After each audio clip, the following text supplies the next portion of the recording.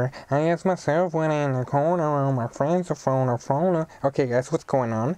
This is, as you know, Mr. Arellano presenting to you a video on an exceeding level problem, which is proving the product property for logarithms, which is basically saying this right here, log base a of x plus log base a of y, right? We got something with the same base.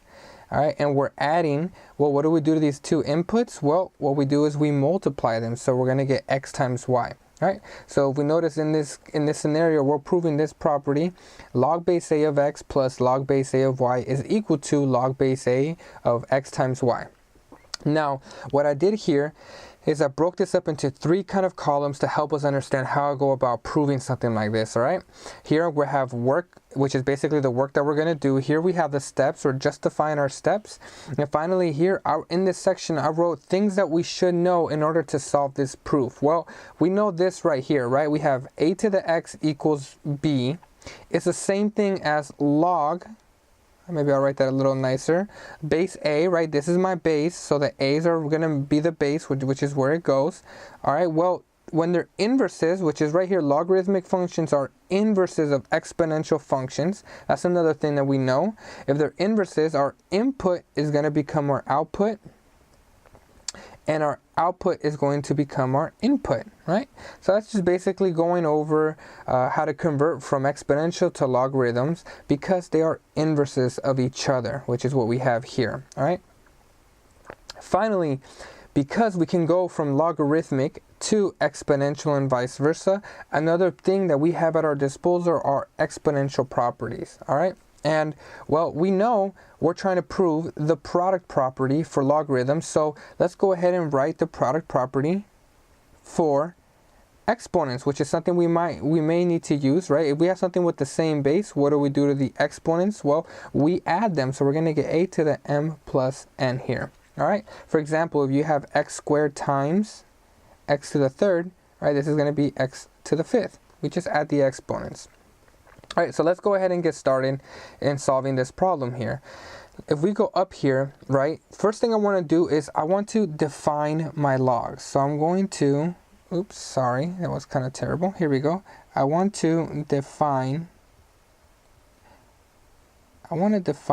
my logs. All right, so I want to have m equal log base a of x. All right, it's basically this part here. I'm just defining, I'm going to set it equal to something. So I'm saying it equal to m. You could have it be any variable, but in our case, we'll have it be m and n, like Eminem, the rapper, because I spit raps in the studio booth, letting you know how I do it when I step in the school, dude, cool. All right, anyways, we're going to define this now right here. So we're going to just let that equal n, okay? So we're going to get n equals, we're going to get log base a of y. All right, perfect. So first thing I did was just to define my logs. Now, in order to try to go about doing this, it's kind of hard right now to try to make sense of how to go about doing this, but why not? In this scenario, we don't know what to do. It's hard to figure out what to do. Well, why not just turn it to exponential form? So step number 2 is let's change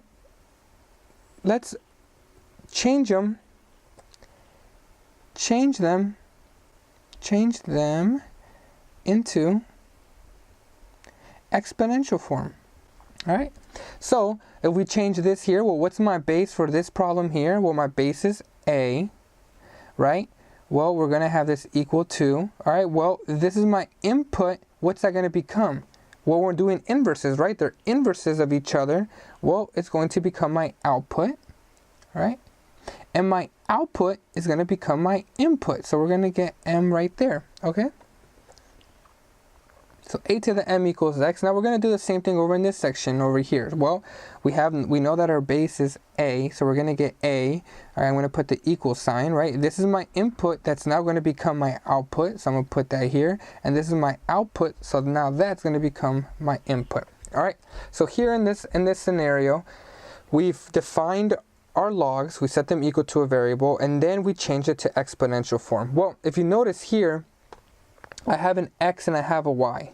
right? And I want it to match, I'm trying to get this expression over here, right? I want to get that right there. And if you notice, inside our parentheses, we have x times y. So we're multiplying, right? The x and the y multiply together.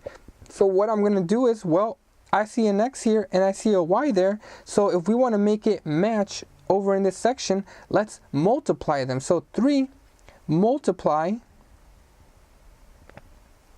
x and y. So I'm going to have x times y, right? Well, if I have x times y, right? Well, what does x equal? X is a to the m. So I'm going to have a to the m multiplied by, well, what is y? Y is a to the n.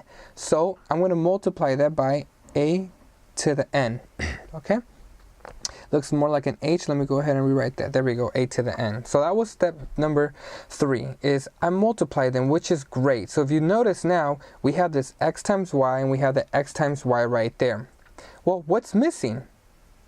Well, if you notice, what is missing from this side to match this side over here? Well, the only thing that's missing is this expression log base a. So we're going to get to that, all right? First is, well, these are all the things we have at our disposal. Well, I wrote this exponential property. If you look, it looks very similar to this over here. So let's just simplify this right over here. All right, well, if you have something with the same base, what do we do? And we're multiplying, what do we do to the exponents? All right, well, look at our property, our product property, we just add them. So we're going to get a to the m plus n is equal to x times y. All right, so step number 4 was simplify. All right, and I'm going to put an arrow over here using the product property, okay? All right, now like I showed you before, we want this to match this over here, right? Well, the only thing that we're missing is this right here, log base a. In order for this over here, this x times y to match this over here, this section over here. So what we're going to do is we're going to take log base a of both sides. All right? Just like when we have an equation, let's have 3 equals 4x, right? Well, here if we divide by 4, right? When we multiply something on both sides, right? Or we do it to the other side. Here we divide by 4, we divide by 4 over here. If I have, let's say this problem here, x squared is equal to 4. To solve this problem, well, I take the square root of both sides, right? And these cancel over here because these are inverses of each other, right? The square root and square r, and they cancel out. So over here, we're going to take log base a of this expression over here, well, m plus n is equal to log base a of x times y, all right? Well, now we're pretty close to matching our problem here. All right, we have the log base a of x times y over on this left-hand side, right? Well, like I mentioned to you before, when I have x squared and we take the square root, what happens here? These cancel because they're inverses of each other, right? They cancel each other, right? Well, if you look here, log base a of a, well, what's going to happen to these two expressions if exponentials and logarithms are inverses of each other? Yeah, you're 100% right. These are going to cancel. So we're going to be left with m plus n is equal to log base a of x times y.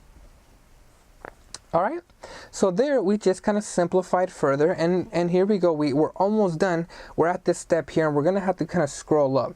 We have m plus n equals log base a of x times y. We're so close, right? Well, my question to you is, what is m?